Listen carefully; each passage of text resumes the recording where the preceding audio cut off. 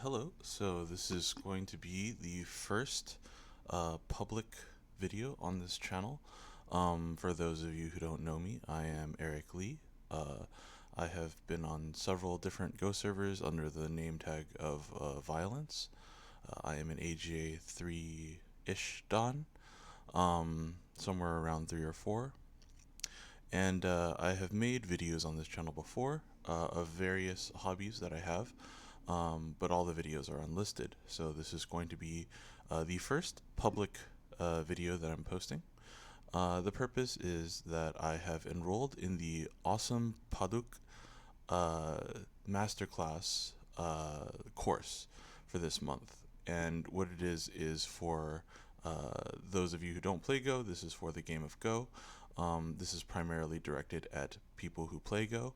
I have several friends in the community who were lightly interested in this course, but didn't necessarily want to commit to the time and money, especially not knowing exactly what the course entails.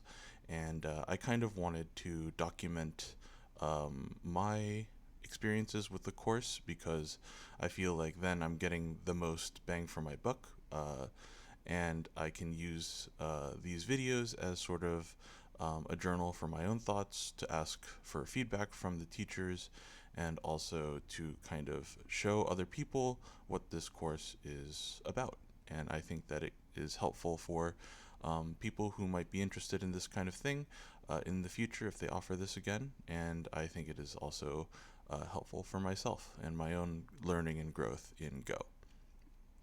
So we start week one, day one, immediately. There is an SGF given to us from the 13th Chunlan Cup, and it is between Shin Min-jun and Yamayuta. You'll have to excuse my Korean. It is the worst of my three languages. I do speak some amount of Mandarin and Japanese, but can't. And Cantonese, but Korean is one of my worst languages. But I want to thank Yoon Youngsun Sabonim for graciously allowing me to share the SGFs and the content from this course. Even though it is a paid course, I think that it is very gracious of the team to allow me to do this. So shout outs to them. Thank you, Awesome Baduk team. And let's kind of get into this. I think that when it comes to improving in Go, people oftentimes, I've been playing Go since I was 18 years old. I am now 36, so it is actually, in fact, half of my lifetime. And one of the things that people tell you to do is to memorize and replay out professional games. And when I was starting out, I never really understood the value of that, right? Because I'm not gonna understand, especially as like a double-digit, single-digit Q player. I'm not really gonna understand a lot of the moves that are being played, and I think that this course is trying to get us into the habit of memorizing and visualizing these moves, but also trying to get our ideas of how we play Go and sort of compare it to how the professionals play Go, and sort of use that as a way to instruct and correct our way of thinking. And so I think it's important to first go through this game and sort of talk about my thoughts about the game as an AGA 3 or 4 Dan, right? Nowhere close to professional level, but I do have my own ideas, and sort of find places where I should be correcting my thinking, and compare it with what happened in the actual game. So I did look at this game before. I formed my own opinions, and I have tried already to memorize the game, and already tried to replay it. And as an adult learner, I think that it's very, very important to focus on repetition. When you're a very young player, I think it is easier to remember things that you play out, because all the experiences are so fresh and new to you. I think that once you have more experience under your belt and you are an adult and you are trying to improve, I think that repetition is the key for adult learning. So I'm doing this video so that I can document my thoughts, and it also gives me another round of repetition of trying to remember everything. So let's take a look at this game. We open with 3-4 point and then cross fuseki, high 2-space enclosure. I think this game was 2021, I think. So this is in the pretty modern era, I think. We have an approach, and then here knight's move, and then 3-3. We play the knight's move jump, and we don't invite any complications, and then we take this start point.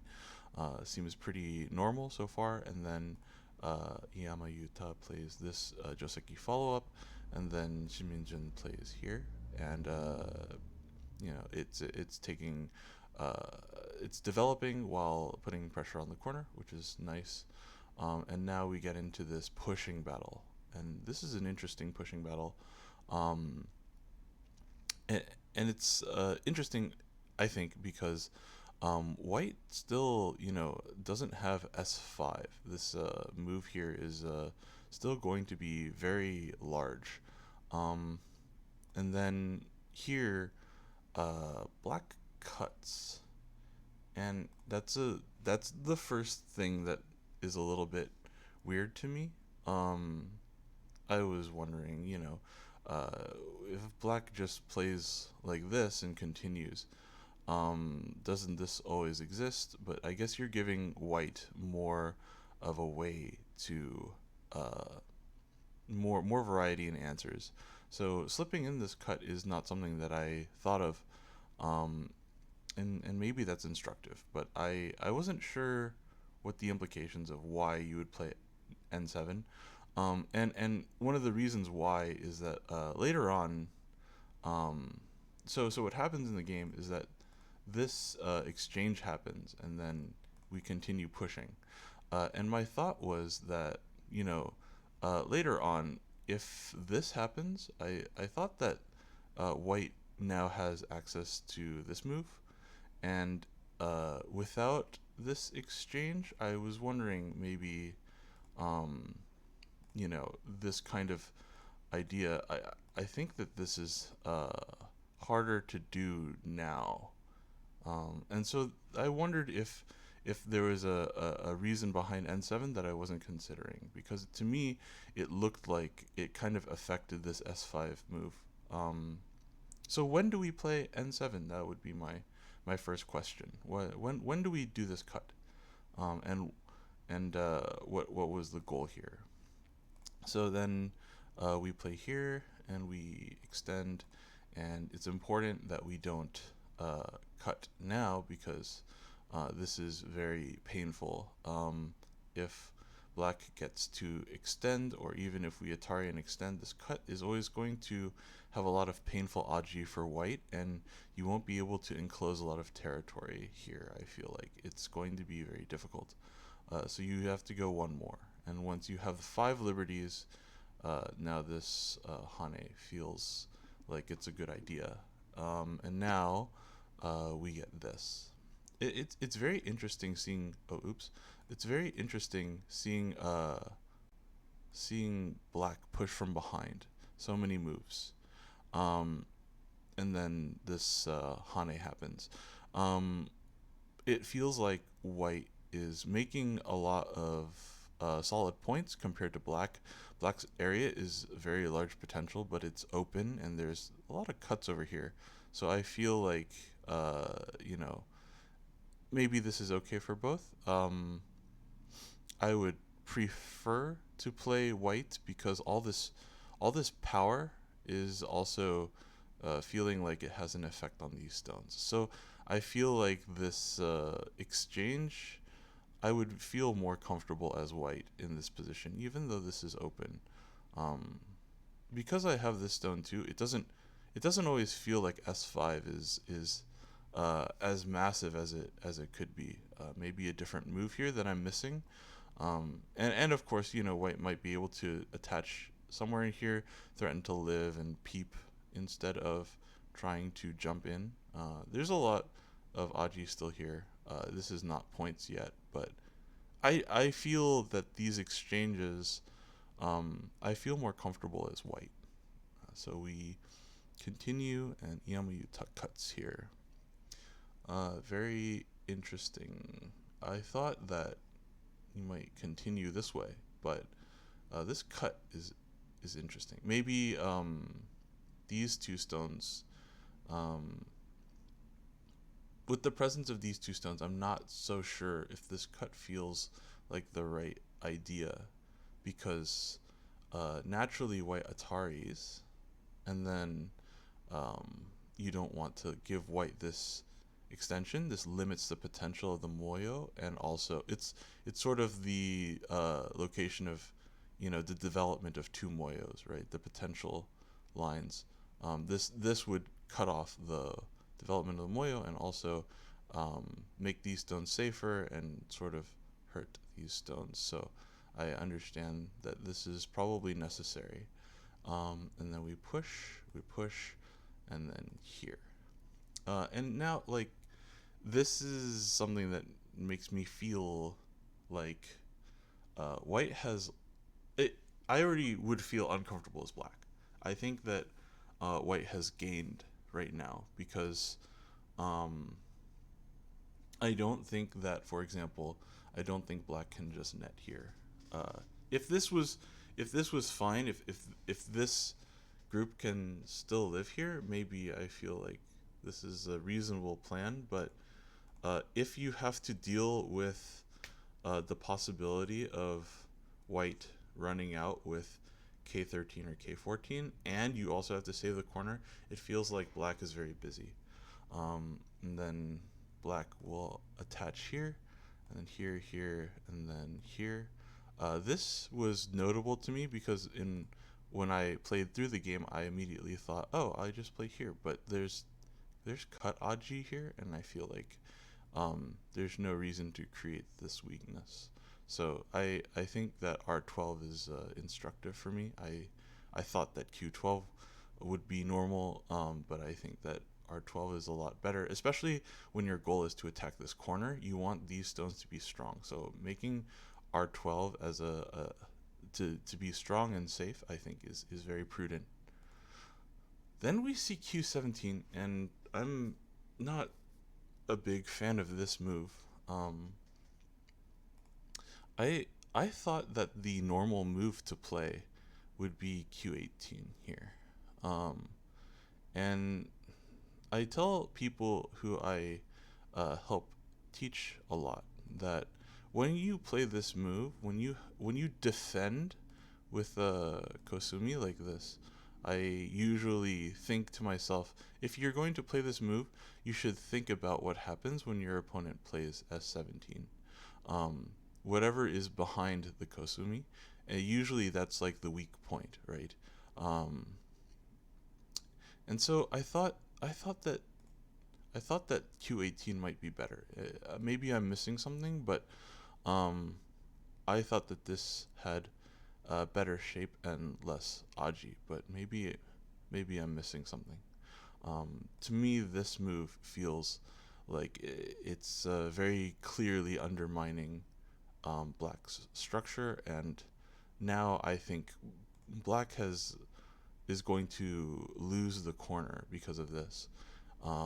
Now, again, right, white has made this shape, so this move becomes a vital point, and black plays here. So that's very understandable, but the problem is black still is busy. I think that these 4 stones, there's still problems here. So even though you settle this group like this, you make this exchange right now, and of course you don't have to take this, but the fact that this is still up in the air, and white has like this forcing sequence, right? I think that something like this is very painful for black. It feels like,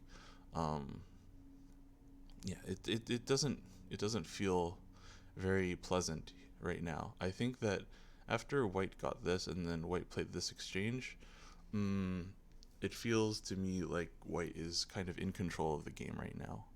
Uh, so this area is the area with the largest potential, so I understand that white wants to play here to ruin it. Now this is a two space enclosure, so playing close to it, I feel like has a lot of uh, there's a lot of Aji here, and you can probe it, and there's a lot of things you can do to it. I wish I knew more about the high two space high enclosure. I don't know all the sequences. I haven't studied the AI Joseki for this stuff enough, but I think that it's a it makes a lot of sense to play G3, because if you play too far from the corner, then uh, it doesn't feel like you're aiming at anything very tangible over here, and reinforcing the corner feels like if black can play a move to reinforce the corner and give you something small over here, I feel like that might be better. I think that going closer to the corner makes sense to me. This move definitely did not make too much sense to me. I think that I do agree that you need to play a move on this side because of these cuts, but I thought that if you're trying to put pressure on this stone, it might be better to play a little bit farther. Now, it's harder, it feels harder to me for white to sort of attach to these stones to do something here.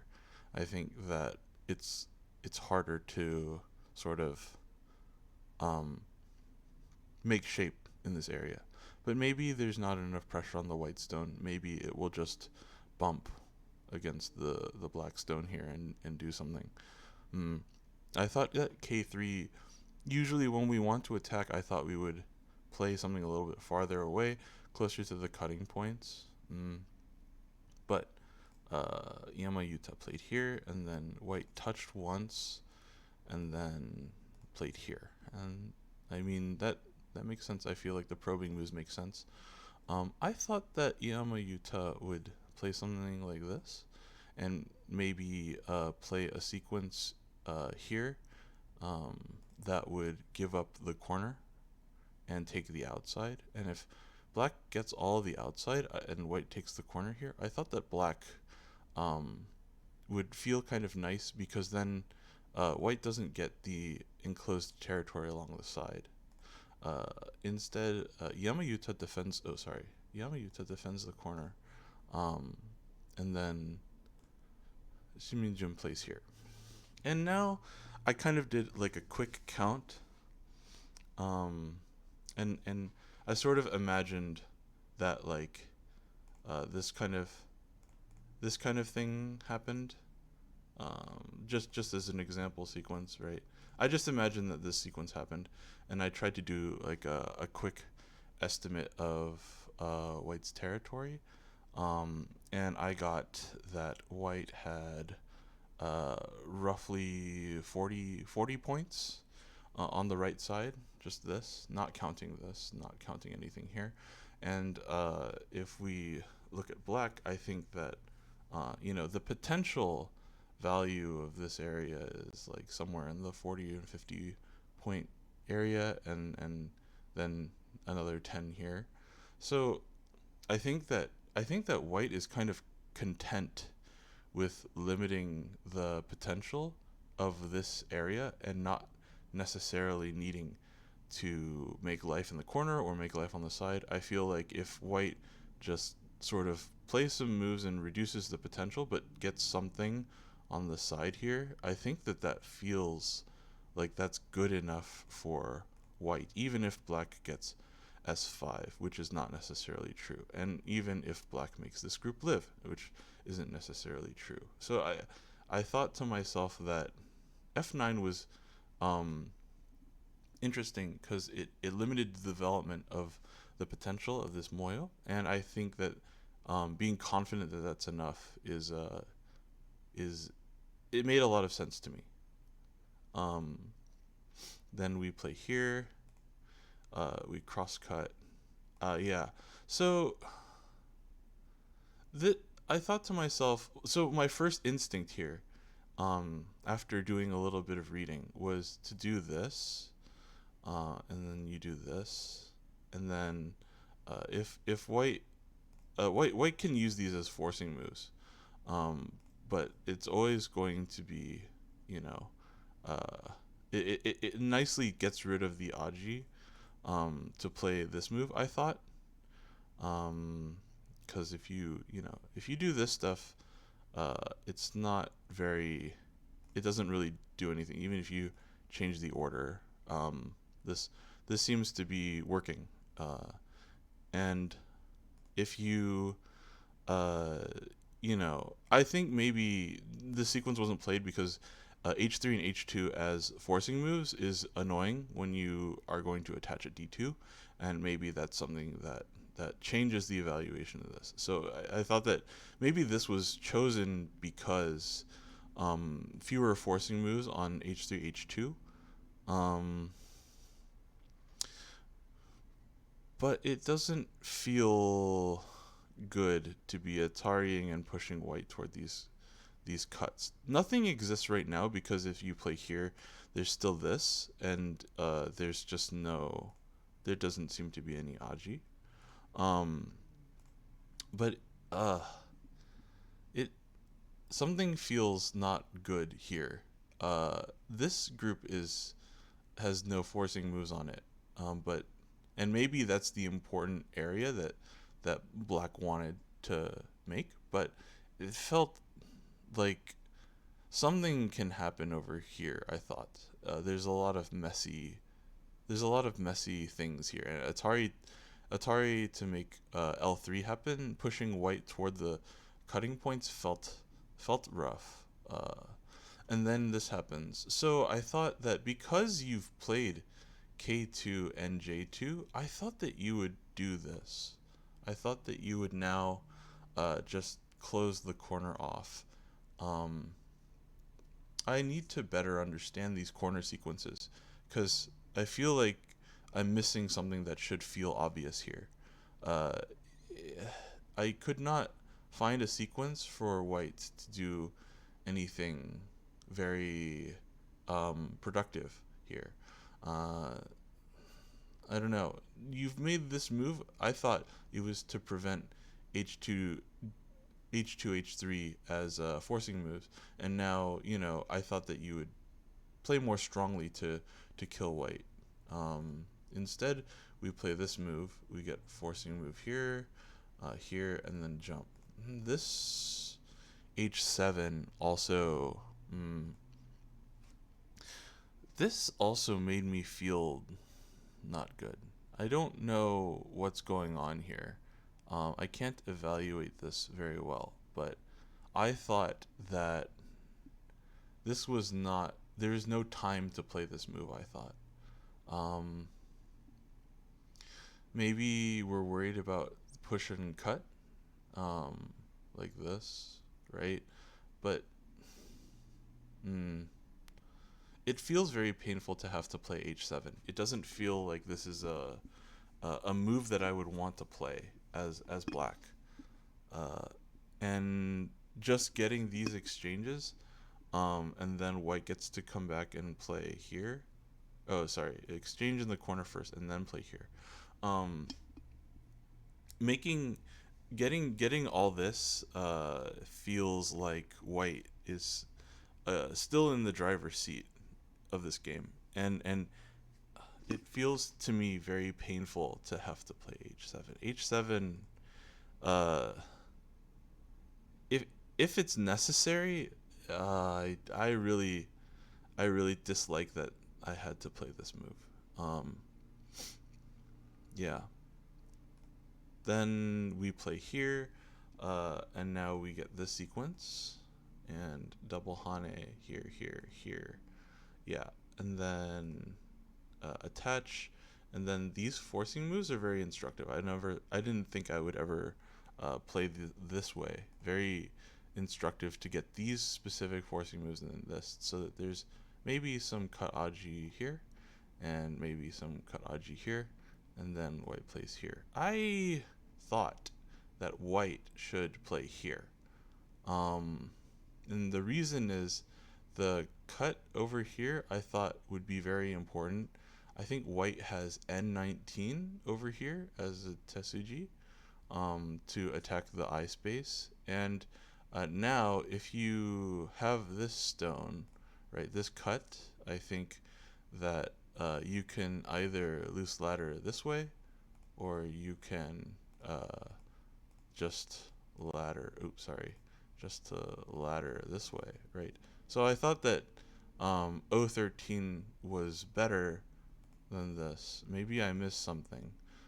Because in either case, this is Sente on this, right? And sorry, in this case is still the same. But here, it feels like now Q16 is a point that you can aim at, right? It feels more annoying for black. So I thought that 013 might be better. Um, yeah, we play this move to settle because you need to add a move here because of this danger. And, if you play here, then white gets this, right? And I thought, oh, but there's a cut here. But there's actually nothing you can really do here, right? If you do this, you get loose ladder. And if you try to come up, you can't do anything here. So I thought, okay, this is a nice understanding of life and death, right? Because if you play M19, then R18 is Sente, and you can't really allow that to happen. White takes the entire corner in Sente. That's very big. And now I understand that this would be such a big move. I think that it's sometimes hard for us to evaluate how big it is. But not only is it, it's probably Sente for black to play S5, and it's likely that black will end in Sente or leave behind potential for more things. And also now, I think it's very, very instructive that black plays here immediately, and uh, it's big. I think because like if white plays here, um, normally this kind of Hane Connect sequence would be too early, but the problem is that after this, it's not that white will play S2, right? The follow up here is actually the problem is here, right? And so that makes sense to me. Um, there's a much bigger Sente follow up. Um, so this timing was very instructive. It's not something that would have been plainly obvious to me, and now that I see it on the board, it makes a lot of sense. And so I think that the timing of S4, very very instructive timing, really cool. Uh, this is not where I would have invaded. Wow. Normally, I thought that we would see, this kind of thing, or this kind of thing, or this kind of thing, or something like here. Maybe not this with the C12 stone perfectly placed, but something around here. This felt crazy. And now we have a strong diagonal move, and then probe here, and then another strong diagonal move, keeping out of the corner, and now we bump, and then another strong diagonal Tesuji. I thought this was a really cool sequence from Shiminjun. Very very cool. Like Kosumi Kosumi Kosumi. It looked really cool. Then here, we extend, and then this jump, and this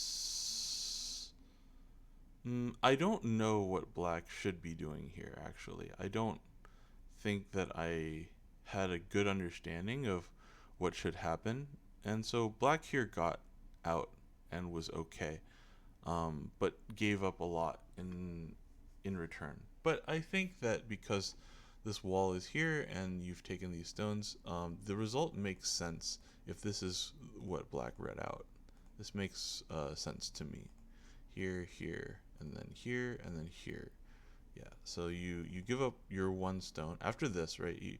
You could go down and then, but you lose more stones.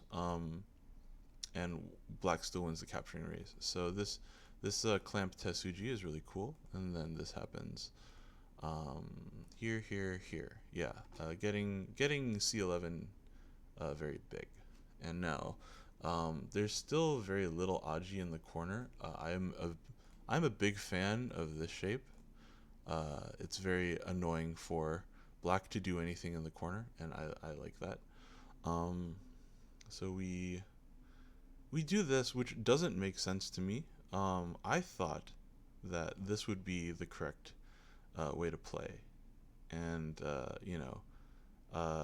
if this then this, if this then this, right?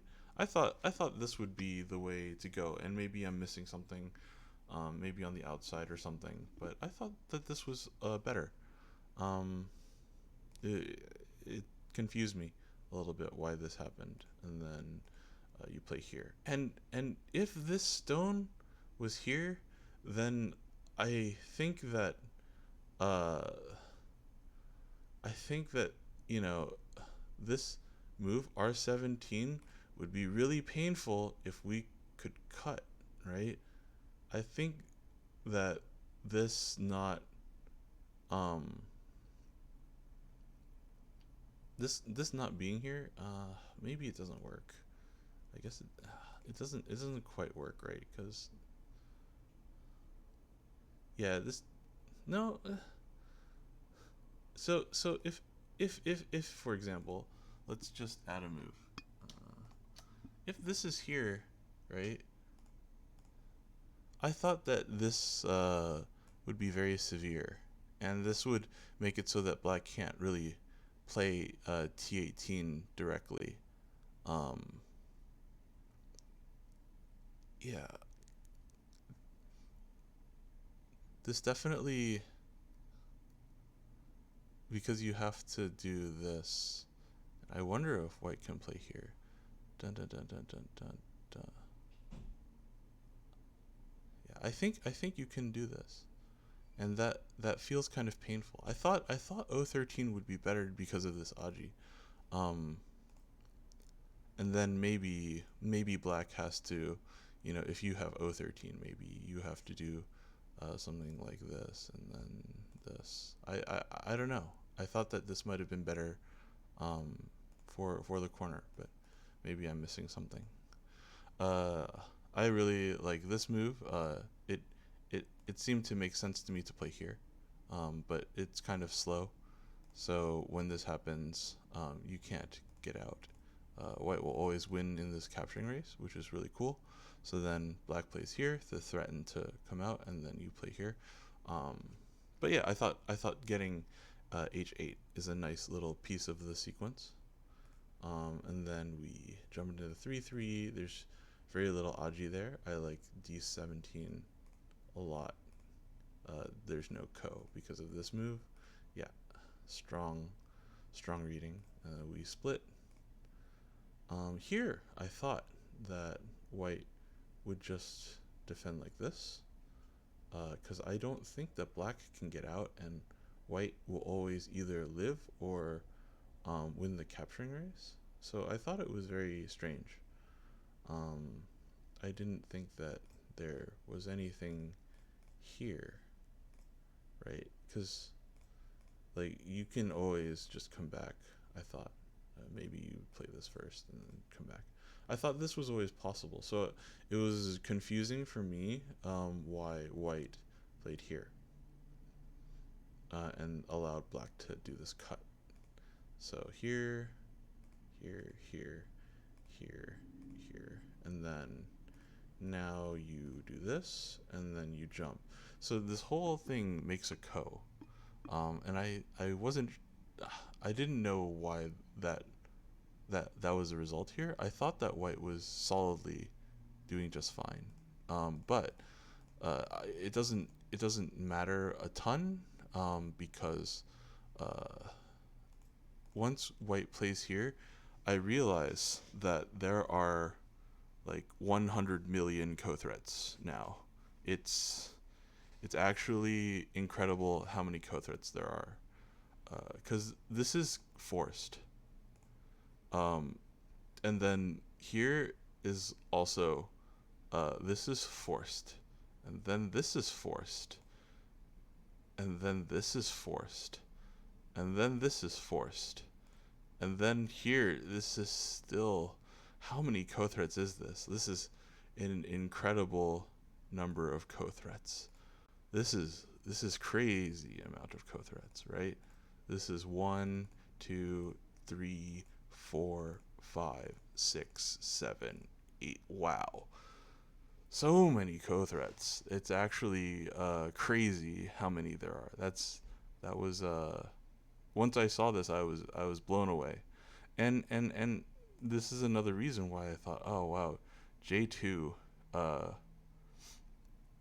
there were definitely benefits of playing J2, not letting these having forcing moves. But now, the downside is that there are 8 co-threats here. That's really crazy. I thought. Um, so we play this co out, and these threats happen, and they happen in the exact order that I'm showing you. Um, these are all the internal threats here, and this one, this is a cool Tesuji to make a co-threat. And then at the end of it, white uses this group as more co-threats. And plays here. And this is just too much. I think at this point, yeah, this is so painful after this exchange. Uh, After here, you can't even do something like, you can't even play something like this to have a little bit of potential here. You can't even do that, because there's still problems. There's still problems here because of the Aji here, and then you can push through here and make a ko, or kill these stones. It's so awful feeling that you still need to play this move. Mm. And I think that there's a lot of value in H8. I thought that was a really cool move, having the benefit of H8. Uh, and then, yeah, plays here eventually, and then 31, 32. Yeah, uh, and it felt like in my head, I haven't done a full count, but it felt like in my head that white is ahead by 10-ish points, maybe a little bit more. And this is resignation. Yeah. Um, I thought that I wasn't so sure that the direction that black chose made a lot of sense. Because the result here, I just did not like. I didn't really like the result, from this point in time. So if I was black, I would be thinking about. I thought you would have to do something on the left side and try to give up the corner for more power and try to expand your potential. So to me, I thought that C5 was, not the direction I would have chosen. It didn't make a lot of sense to me, but maybe, there's a lot I'm missing, and I look forward to the review to compare, my thoughts with Yoon Sabonim. So, okay, that is the first game, and now I'm going to try to replay the game out to move 134, which is what the class is asking you to do. So let's go ahead and try to do that. So we start with a 3-4, and then we cross, and then 2 space high, low approach, diagonal, knight enclosure, 3-3, here, knight jump, bump your head and be simple, star point, um, do the normal follow up here, and then pressure the corner. Now we do a running battle, here, here, here. This insert this cut and then Atari, and Atari until you get to 5 liberties, then Hane. Cut anyway, Atari here, extend, Atari extend, extend, extend, extend, and now we knights move here. Then we attach, extend, connect, pull back, diagonal, vital point, extend down, pull back, vital point, this, pull back here, do this, connect under, split, knights move. Make this exchange first so that you can't get net, and then invade. Close pincer. Make this exchange first, then play here. Defend. Here's large knights for the potential. And then here. And then cross cut. And then Atari underneath. Here. Connect. Play here. Extend. Then we will do this here, here, and then the painful H7. Make this exchange and then come back here. Then we jump out to K15. Don't do this.